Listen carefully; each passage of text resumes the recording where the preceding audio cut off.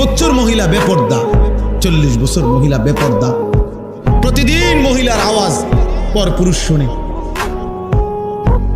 পরপুরুষ শুনে। একবার জীবনে নবীর স্ত্রীরা 9 জনে নবীজির কাছে বলছে, আমাদের খাদ্য খাবারের একটু কষ্ট হয়, আমনে যে অতিরিক্ত যুদ্ধের যে সম্পদ পান সেখান থেকে আমগো বরাদ্দ মাঝে মধ্যে গনিমতের মাল পাইলে একটু বাড়াইয়া দিলে হয় না। এই কথাটা একবার জীবনে বলছি। রাসূলুল্লাহ সাল্লাল্লাহু আলাইহি ওয়াসাল্লামের স্ত্রীরা 9 জন, আল্লাহর নবী সাল্লাল্লাহু আলাইহি ওয়াসাল্লাম সেদিন এশার নামাজ পড়ে আর ঘরে যায় নাই। মনটা কষ্ট পাইছে, হায় আমার বিবিরা দুনিয়া চাইলো, আমার ঘরে থাইকা আমার বিবি হইয়া ওরা দুনিয়া চাইলো।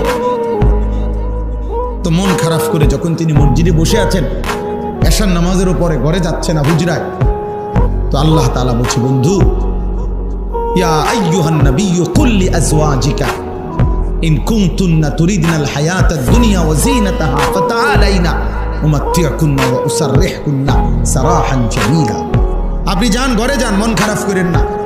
আপনার বিবিদেরকে গিয়ে বলেন, হে বিবিরা, যদি তোমরা দুনিয়া চাও, সম্পদ চাও, তো যা লাগবে, যা কিছু ফার্নিচার, আসবাব, গহনা, কসমেটিক্স যা লাগবে বলো, আমি সব তোমাদেরকে দিয়ে দেব, এক শর্তে, শুধু আমি রাসূলের স্ত্রী, এটা ছেড়ে দিতে হবে। বুঝেন নাই?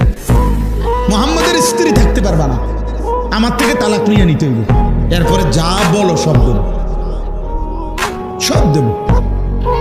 وإن كنتن تريدن الله ورسوله والدار الآخرة فإن الله أعد للمحسنات منكن أجرا عظيما। আর যদি আল্লাহকে চাও, রাসূলকে চাও, আখিরাতকে চাও, তো এখন নিয়মিত নেক আমল করতে হবে, মুহসিনাত হইতে হবে, মানে নেককার নারী হইতে হবে। তাহলে আমি আল্লাহ ওয়াদা দিলাম সর্বশ্রেষ্ঠ বিনিময় জান্নাত দিয়ে